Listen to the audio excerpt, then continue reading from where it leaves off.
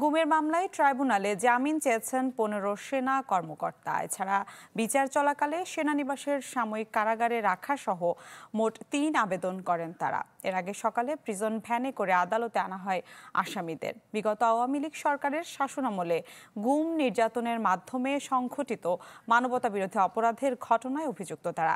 আসামিদের মধ্যে সাবেক ও বর্তমান সেনা কর্মকর্তাদের বাইরে সাবেক প্রধানমন্ত্রী শেখ হাসিনা, সাবেক স্বরাষ্ট্রমন্ত্রী আসাদুজ্জামান খান কামালও রয়েছেন।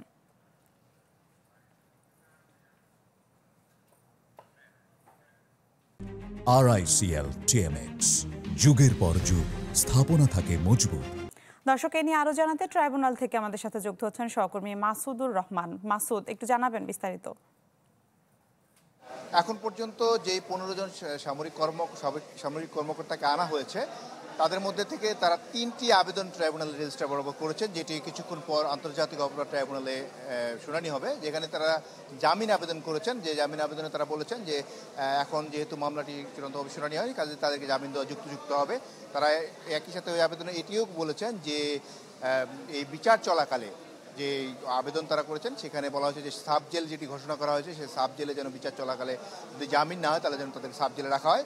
এরকম 3টি আবেদন তারা করেছেন, এটি শুনানি হবে। এবং প্রসিকিউশনের পক্ষ থেকে বলা হয়েছে যে আন্তর্জাতিক অপরাধ ট্রাইব্যুনাল 1973-এর যে আইন, সেই আইন অনুযায়ী যেহেতু প্রথম মামলা গুমের মামলা, সেক্ষেত্রে তাদের জামিন দেওয়ার সুযোগ নেই। প্রসিকিউশন টিম থেকে আপাতত আমাদেরকে এটুকু বলা হয়েছে, এবং তারা বাকিটুকু তারা যখন শুনানি করবেন তখন বলবেন। আর এই আজকে যে 15 সামরিক কর্মকর্তাকে আনা হয়েছে তাদের বিরুদ্ধে মোট অভিযোগ আনা হয়েছে গুমের 2টি অভিযোগ, যেখানে তাদের বিরুদ্ধে বলা হচ্ছে আওয়ামী লীগ সরকারের আমলে তারা গুমের সাথে জড়িত ছিলেন। একটি মামলায় আসামি 17 জন, আরেকটি মামলায় আসামি 13 জন। এই সেনা কর্মকর্তাদের নিয়ে গত কয়েকদিনই কিন্তু ছিল যে ট্রাইব্যুনালে আনা হবে কি আনা হবে না। আজকে সকাল থেকে ট্রাইব্যুনালের 4-5টি নিরাপত্তার চাদরে ঘিরে ফেলা হয়, এবং ভোর থেকেই কিন্তু এই পুরো ট্রাইব্যুনাল জুড়ে একেবারে কড়া নিরাপত্তা তল্লাশি চৌকি পেরিয়ে ঢুকতে হয়েছে।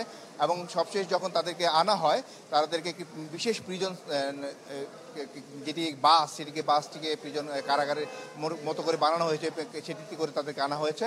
এবং প্রসিকিউশনের পক্ষ থেকে বলা হয়েছে তারা যখন শুনানি করবেন তারা সার্বিক বিষয়টি যে গত আওয়ামী লীগ সরকারের আমলে যে খুন এবং নির্যাতন হয়েছে এদের মধ্যে যারা যারা জড়িত তাদের বিষয়গুলো তারা তুলে ধরবেন, কি বিস্তারিত বর্ণনা ধরবেন।